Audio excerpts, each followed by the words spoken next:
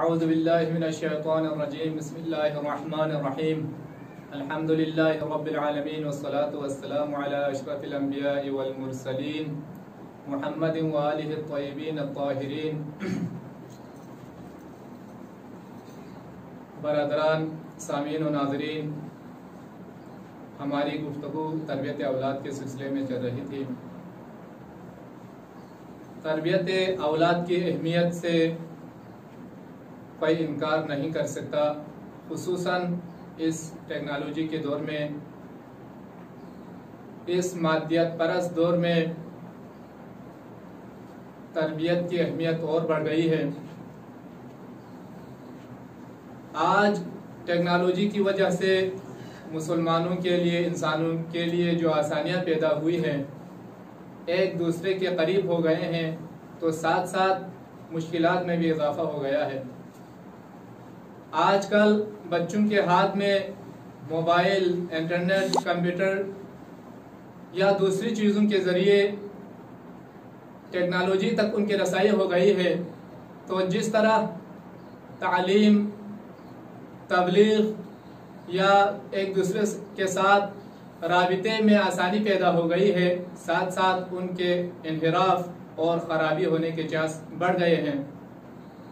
इसलिए आज के दौर में तरबियत पर ज़्यादा जोर देने की ज़रूरत है, क्योंकि टेक्नोलॉजी की सूरत में इन्हिराफात और शैतानी चीज़ों का जो तूफ़ान हमारी तरफ आ रहा है, जिस तरह किसी जगह पर तूफ़ान आता है तो उस सैलाब आने के दरिया के इर्द गिर्द जो ज़मीनें होती है उनमें कटाव का जो ख़तरा होता है, तो तूफ़ान को तो कोई नहीं रोक सकते, लेकिन उस ज़मीनी कटाव को बचाने के लिए उन ज़मीनों के सामने बंद बांधा जाता है।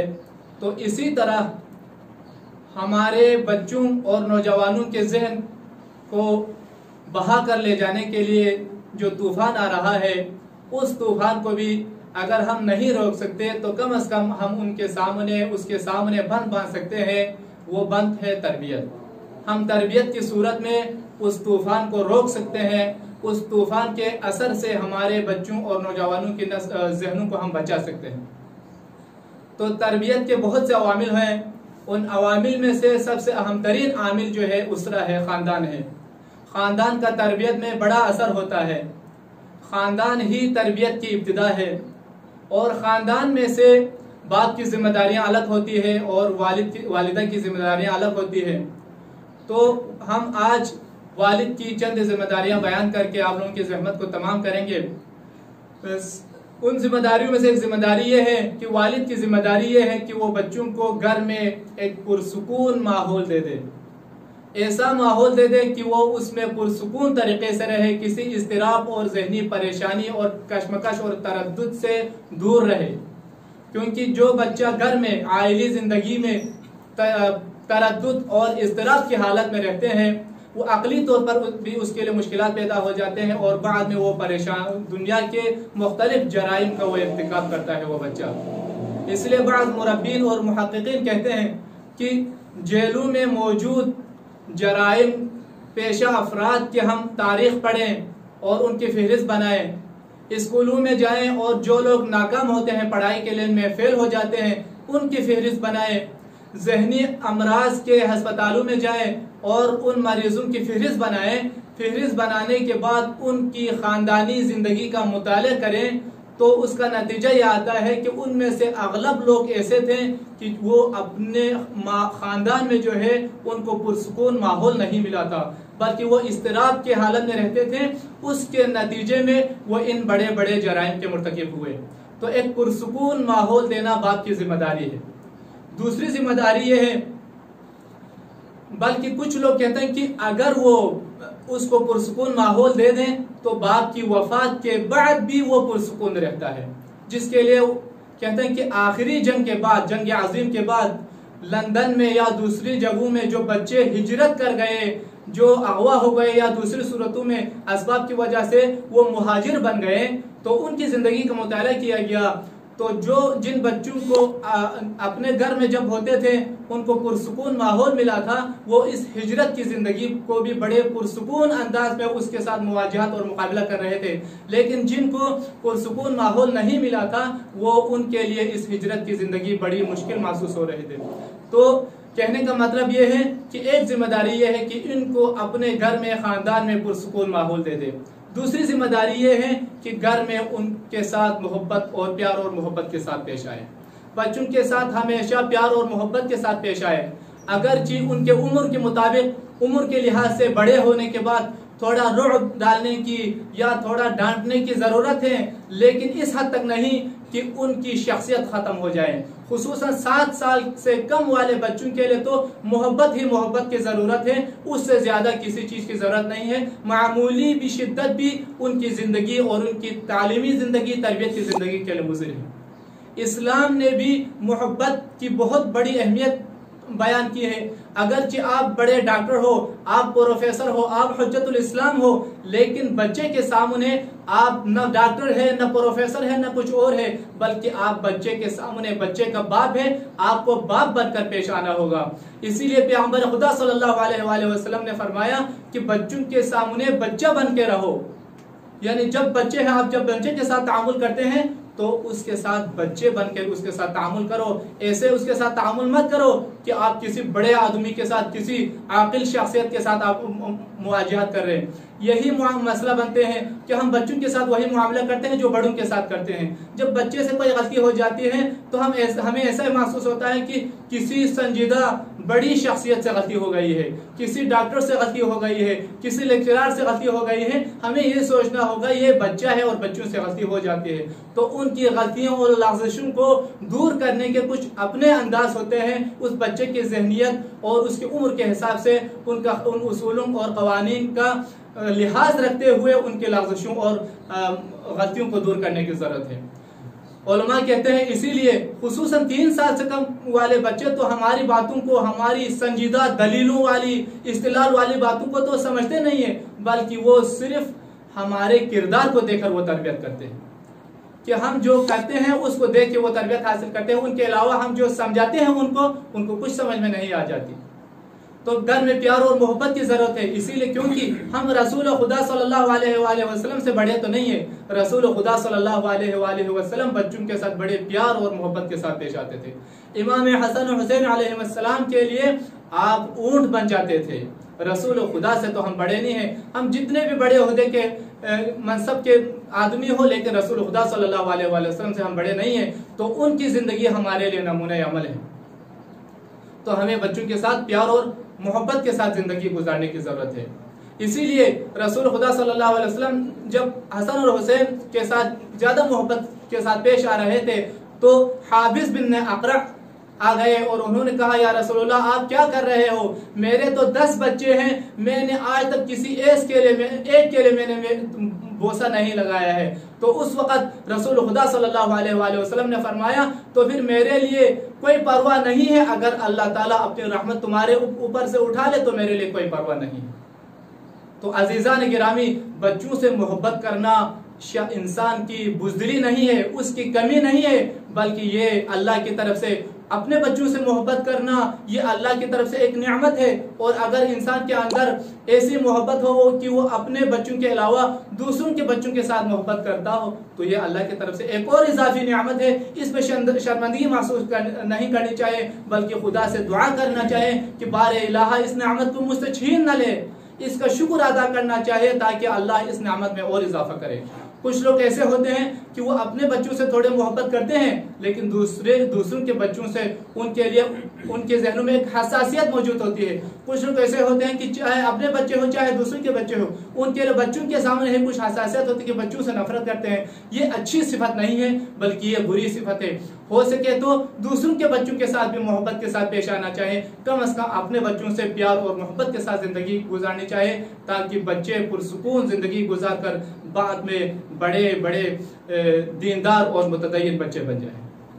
तो उन वालिद की जिम्मेदारियों में से एक जिम्मेदारी यह है, तीसरी जिम्मेदारी यह है कि उनके लिए तमाम तर अपनी मसरूफियात के बावजूद रोजाना वक्त निकाले, थोड़ा सा वक्त बच्चों के साथ जिंदगी गुजारे। आज मादी दौर में नौकरी करके वापस आते हैं तो फिर कारोबार के लिए चले जाते हैं, पढ़ाई के लिए एक जगह पे जाते हैं तो दूसरी जगह जाते हैं। तो इंसान इतने मसरूफ हो गए हैं कि उनके पास वक्त नहीं है कि वो बच्चों के साथ कुछ मुद्दत, कुछ दक़ाइक़ बच्चों के साथ गुजारे। तो ये सबसे आज वालिदैन की जिम्मेदारी है कि तमाम तर आपकी जिम्मेदारी मौजूद है, तमाम तर जिम्मेदारियों को पूरा करें, लेकिन साथ साथ आपकी एक जिम्मेदारी यह है कि इन सब को सरफ नजर करके रोजाना थोड़ा वक्त बच्चों के लिए निकालें और बच्चों के साथ जिंदगी गुजारें। वालिद का बच्चों के साथ रहना ही उनकी तरबियत का एक हिस्सा है। इसलिए कुछ लोग कहते हैं कि जो लोग मीरास छोड़ के जाते हैं बच्चों के लिए, बिल्डिंगें छोड़ के जाते हैं, गाड़ियां छोड़ के जाते हैं, जमीनें मीरास के छोड़ के जाते हैं, बेशक ये सारी चीजें मीरास हैं, लेकिन इन तमाम मीरास में से अफजल तरीन मीरास क्या है? कहते हैं कि इन अफजल मीरास यत्रुकुहुल आबाउ लिअत्फालिही, आबा अपने अत्फाल के लिए जो मीरास छोड़ के जाते हैं उनमें से सबसे अफजल मीरास ये है कि वह बिज़्उ दक़ाइक़ मिन वक़्तिही कुल यौम, अपने वक़्त में से थोड़ा रोजाना अपने बच्चों के लिए हिस्सा निकालें, ये अफजल तरीन मीरास है। इसी तरह बाज़ मुरब्बीन कहते हैं कि दुनिया में जो जराइम पैदा हो रहे हैं, दुनिया में जो गलतियां हो रहे हैं, उन सब को खत्म करके तरीकों में से सबसे अफजल तरीका यह है कि वालिदैन को, जो बच्चों के वालिद होते हैं शवारिअ में, रोड पर, गलियों में रहते हैं, उनको वहां से निकाल कर घरों में भेज दें, अक्सर खराबियां यहीं से खत्म हो जाएंगी। बहुत से वालिदैन ऐसे होते हैं कि या वो मसरूफ होते हैं या मसरूफ नहीं होते तो गलियों में रहते हैं, बाहर दूसरों के घरों में रहते हैं, दूसरे मशगूलात में रहते हैं और घर वालों से वो लापरवाह होते हैं, तो उससे बच्चे क्या हो जाते हैं? खराब हो जाते हैं, वो जराइम का इर्तिकाब करते हैं। इसीलिए बाज़ लोग कहते हैं कि लैसल यतीम मन इंतहा अबवाहु मिन हम्मिल हयाति व खल्लफाहु ज़लीला, यतीम वो नहीं है कि जिसके वालिदैन दुनिया से फौत हो चुके हैं और उनके अकेले छोड़कर चले गए हैं।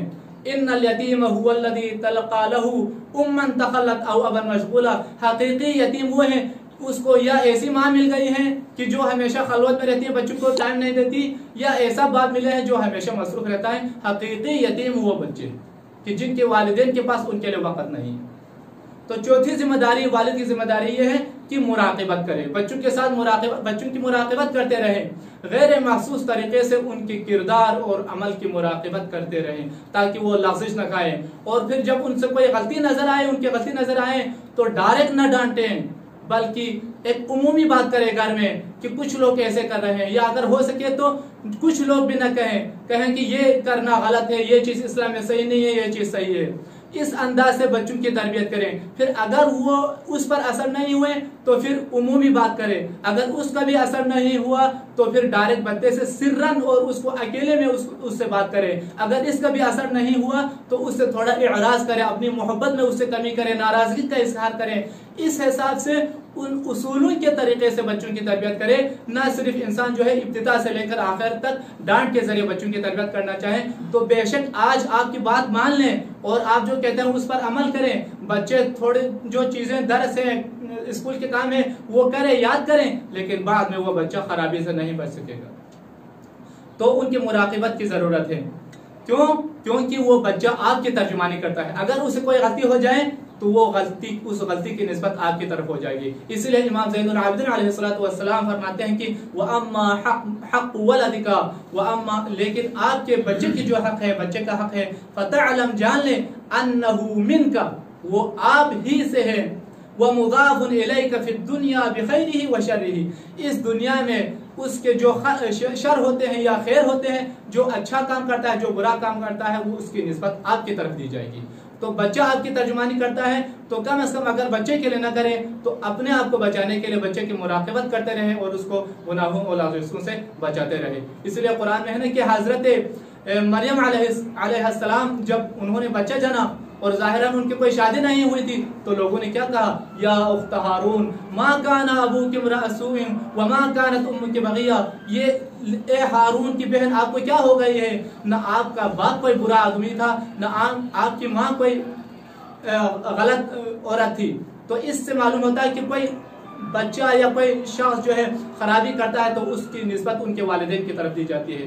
तो हमें चाहे कि हम बच्चों की क्या है उनकी मुराक़बत करते रहें और जो है उनकी लग़ज़िशों को दूर करने के हम कोशिश करते रहें। और एक जिम्मेदारी है कि वालिद की जिम्मेदारी है कि घर में मसावात का एहतिमाम करें। बच्चों के साथ हमेशा बराबरी के साथ पेश आए। कहीं ऐसा ना हो कि कोई बच्चा थोड़ा सा वो शक्ल के हिसाब से खूबसूरत होता है, दूसरा उससे मुख्तलिफ होते हैं, तो नफसानी तौर पर उसकी तरफ राग़िब हो जाए। ये हमारे लिए एक आसान चीज़ है कि हम एक बच्चे को थोड़ा ज़्यादा प्यार करते हैं, एक को थोड़ा कम प्यार करते हैं, लेकिन उस बच्चे के लिए ये बहुत बड़ी चीज़ है। ये उसके पास जो है उसके लिए बहुत गिरा गुजरता है कि उससे ज़्यादा उसके भाई या उसकी बहन से जो है वालिद साहब जो है प्यार करते हैं या उसके साथ पेश आते हैं। कोई चीज़ बाहर से लेके आ जाते हैं, हमेशा एक को ज़्यादा देता है या एक को पहले देता है। हमारे लिए एक आसान चीज़ है, लेकिन बच्चे के लिए यह बहुत बड़ी चीज़ है। इसलिए हमेशा घर में मसावात का ख्याल रखना होगा। ये वालिद की जिम्मेदारियों में से एक जिम्मेदारी है। इसी तरह वालिद की जिम्मेदारियों में से एक जिम्मेदारी है कि अमलिये जिन्स के वक़्त बच्चों से दूर रहे। जो उसका शुक्र होता है वो अपने बच्चों से खुदा के लिए बच्चों से दूर रहे और कहे उनको नजर ना आए। और एक जिम्मेदारी यह है कि तनावुल हराम से अपने बच्चों को बचाए।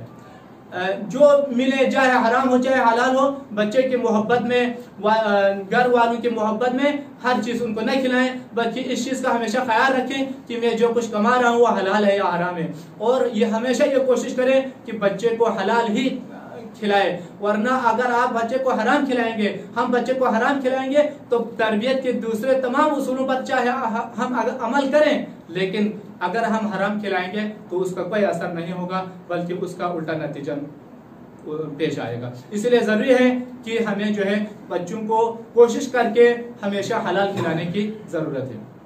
इसी तरह मैं समझता हूँ कि एक और जिम्मेदारी है, वो आज के दिन की मुनासिबत है।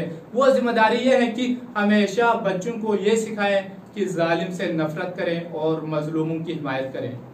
हमेशा मुसलमानों की फिक्र करते रहें, सिर्फ अपनी फिक्र न करें बल्कि मुसलमानों की फिक्र करते रहें। आज का दिन आलमी यौमुल कुद्स के हिसाब से मनाया जाता है, तो हमें चाहे खुसूसन आज के दौर में अरब ममालिक बादशाह ने अरब जो है एक एक करके इसराइल को तस्लीम करते जा रहे हैं, और कुछ चंद ममालिक ने इसराइल को तस्लीम किया है, चंद ममालिक तस्लीम करने की तैयारियों में मसरूफ है।